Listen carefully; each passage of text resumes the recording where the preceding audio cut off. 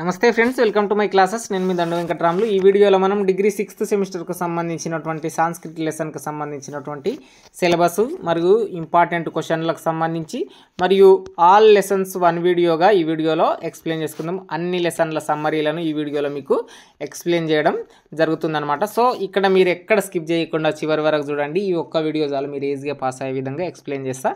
So ఇప్పుడు మీరు syllabus చూసినట్లయితే మొదట ఫస్ట్ యూనిట్ 1 మరియు యూనిట్ 2 అట్లాగే యూనిట్ 3గా ఈ విధంగా ఉండడం జరుగుతుందన్నమాట. సో ఈ యూనిట్ 1 యూనిట్ 2 యూనిట్ 3 ఏవైతే ఉన్నాయో ఇక్కడ చూడండి, అవంతు భారత ప్రజ స్వతంత్ర ప్రభావం అనేటటువంటిది, అలంకార అనేటటువంటిది, దకార కథ అనేటటువంటిది, నచికేతోపాఖ్యానం అనేటటువంటివి ఉండడం జరుగుతుంది. అట్లాగే యూనిట్ 3కి సంబంధించినటువంటి ఈ క్వశ్చన్లు అనేటటువంటిది మొదటి క్వశ్చన్ ఎస్ఏ క్వశ్చన్ గాను, రెండో క్వశ్చన్ షార్ట్ క్వశ్చన్లుగా వచ్చే అవకాశం ఉంటుంది.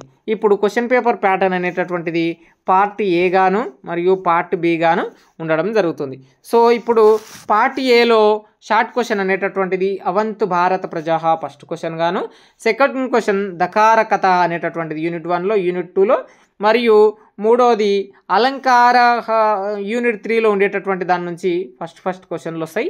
సెకండ్ క్వశ్చన్లు అనేటటువంటిది అంటే థర్డ్ క్వశ్చన్ కవి పరిచయము మరియు అలంకార అనేటటువంటి దాని నుంచి ఒక క్వశ్చన్ మరియు నచికేతోపాఖ్యానం అనేటటువంటిది ఒక క్వశ్చన్ ఈ విధంగా రావడం జరుగుతుంది. ఓవరాల్గా 6 క్వశ్చన్స్ వస్తాయి, యానిటేషన్లు మరియు షార్ట్ క్వశ్చన్లు కలిసి. అంటే ఇక్కడ మీరు తెలుగులో, ఇంగ్లీషు, హిందీలో ఏ లాంగ్వేజ్లో అయినా మీరు సమ్మరీ రాయొచ్చు. ఇక్కడ 6th క్వశ్చన్ వరకు పార్ట్ ఏలో వచ్చి మొత్తం 20 మార్కులకు గాను ఉంటాయి. మీరు ఎనీ 4 క్వశ్చన్స్ రాయాలి. ఈచ్ క్వశ్చన్ క్యారీ 5 మార్క్స్, 4 5 జా 20 మార్క్స్ అనమాట. పార్ట్ బికి సంబంధించి 60 మార్క్స్ క్వశ్చన్ పేపర్ ఉంటుంది. ఇక్కడ మీకు ఆర్ ఆప్షన్ అనేటటువంటిది ఉండడం జరుగుతుంది. ఆర్ ఆప్షన్కు సంబంధించినటువంటివి ఇక్కడ 7AB, 8AB, 9AB ఈ విధంగా ఉండేటటువంటి ఛాన్స్ ఉంటుందన్నమాట. సో ఇక్కడ 7th క్వశ్చన్ అనేటటువంటిది అవంతు భారత ప్రజా స్వతంత్ర భారత ప్రభావం అనేటటువంటిది, సెకండ్ క్వశ్చన్ అలంకార అనేటటువంటిది, అట్లాగే అంటే 7, 8, 9th అనేటటువంటిది మహాకవికి సంబంధించినటువంటిది ఇక్కడ యూనిట్ 3లో ఉండేటటువంటిది, 10th క్వశ్చన్ అనేటటువంటిది ఇక్కడ నచికేతోపాఖ్యానం ఆర్ 6th లెసన్. ఈ విధంగా ఎందులో నుంచన్నా వచ్చే అవకాశం ఉంటుంది. ఇప్పుడు ఒక్కొక్క లెసన్ని చూద్దాం. మొదట అవంత్ భారత ప్రజా స్వతంత్ర ప్రభావం అనేటటువంటిది శ్రీ భాష్యం విజయసారథి గారు రాసినటువంటిది ఈ పాఠ్యాంశం. సో ఈ పాఠ్యాంశం అనేటటువంటిది భారతి అనేటటువంటి దాని నుంచి తీసుకోవడం జరిగిందనమాట. సో భారతి అనేటటువంటిది ఏదైతే ఉంటుందో భారతి అనేటటువంటి కావ్యం నుంచి దీన్ని తీసుకున్నారు. మొత్తం భారతదేశానికి స్వతంత్రం వచ్చిన తర్వాత గొప్పతనం గురించి తెలియజేయడం అని చెప్పి ఉండడం జరుగుతుంది. క్వశ్చన్ పేపర్ చూడండి, మీకు ఇక్కడ పార్ట్ ఏలో 6 క్వశ్చన్స్, పార్ట్ బిలో 10 క్వశ్చన్ వరకు ఈ విధంగా ఉండడం జరుగుతుంది అనమాట. ఇక్కడ సమ్ టైమ్స్ ఆల్ క్వశ్చన్స్ అని చెప్పి ఇవ్వడం జరుగుతుంది అనమాట. సో అంటే 7, 8, 9th, 10th అనేటటువంటి ఇచ్చినట్లుగా మొత్తంగా రాయవలసి వచ్చేటటువంటి ఛాన్స్ ఉంటుంది. సో ఇక్కడ మీకు ఏదైతే అవంతు భారత ప్రజా స్వతంత్ర ప్రభావం అనేటటువంటి లెసన్ మీకు ఏం చెప్తుందంటే, ద లెసన్ అవంతు భారత ప్రజా స్వతంత్ర భారతం was written by Shri Bhashyam Vijayasarathi. ఇక్కడ ఈ విజయసారథి గారు రాసినటువంటి he belongs to Telangana state. His birth took place in a village named Chegurthi in Karimnagar district on 10 March 1936. ఈయన ఒక గొప్ప సాంస్క్రిట్ కవినే, మన తెలంగాణలో పద్మశ్రీ వచ్చినటువంటి పర్సన్. కానీ మనకు సాంస్క్రిట్ పర్సన్ కాబట్టి మనకు అంతగా తెలియదు. సో ఈయన ఇంకా స్టిల్ బతికే ఉన్నాడు. He was born to Gopamba and Narasimhachari.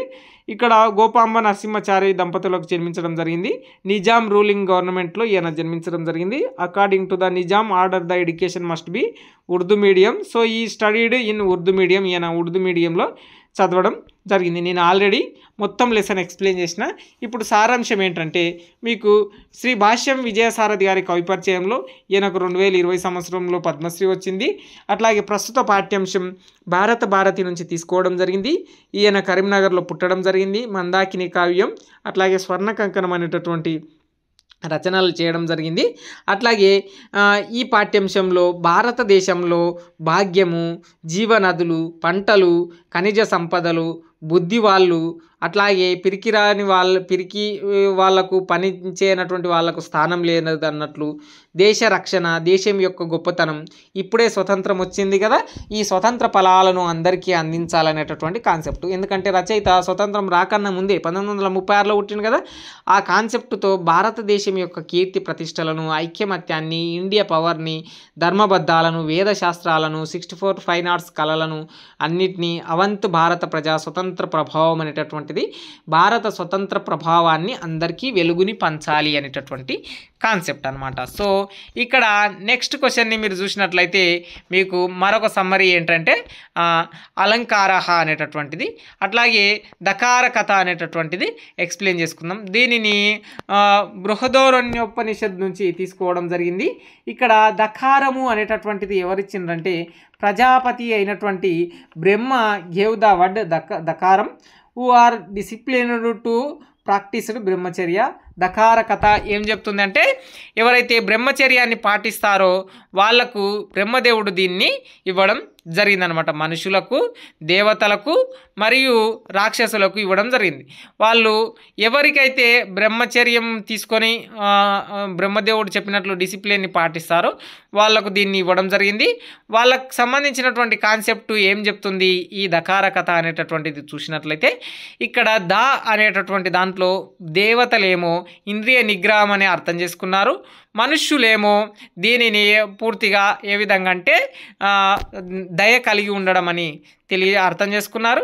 రాక్షసులు మరియు ఏదైతే దేవతలేమో ఇంద్రియ నిగ్రహం గురించి తెలియజేసుకుంటే, మనుష్యులేమో దానగుణం గురించి తెలియజేసుకున్నారు, రాక్షసులేమో దయాగుణం గురించి తెలియజేసుకున్నారు అనమాట. సో ఈ దకార కథ అనేటటువంటి పాఠ్యాంశం బృహదోరణ్యోపనిషత్తు నుంచి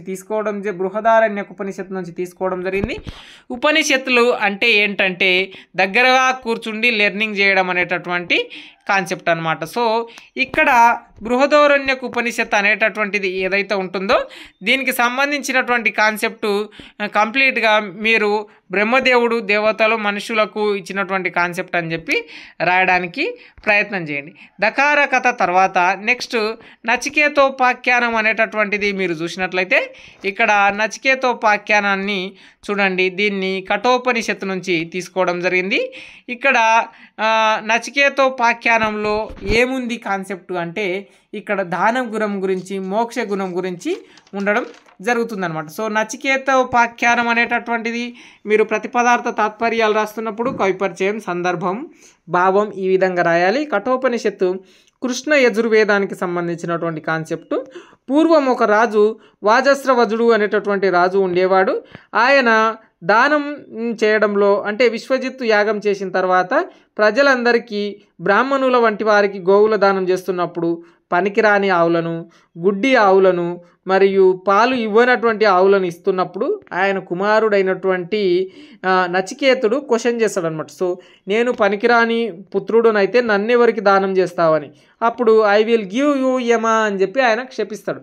సో ఆ పిల్లగాడు యముని వద్దకు వెళ్ళి ఆ ద్వారం వద్ద 3 రోజులు నిరీక్షించిన తర్వాత యముడి దర్శనం తర్వాత యముడు 3 వరాలని ఇవ్వడం జరుగుతుంది. ఒకటి తండ్రి ప్రేమ, రెండవది స్వర్గలోక ప్రాప్తి, మూడవది ఆత్మజ్ఞానం అనేటటువంటిది ఇవ్వడం జరిగిందనమాట. సో ఇక్కడ నచికేతోపాఖ్యానము అనేటటువంటి పాఠ్యాంశం ఏం చెప్తుందంటే మోక్ష సాధన కాన్సెప్ట్ గురించి ఎక్స్ప్లెయిన్ చేయడం జరుగుతుందన్నమాట. ఈ కంప్లీట్ పీడిఎఫ్ మీకు టెలిగ్రామ్ ఛానల్లో ఉంటుంది, అక్కడ నుంచి తీసుకొని చదువుకోవడానికి ప్రయత్నం చేయండి.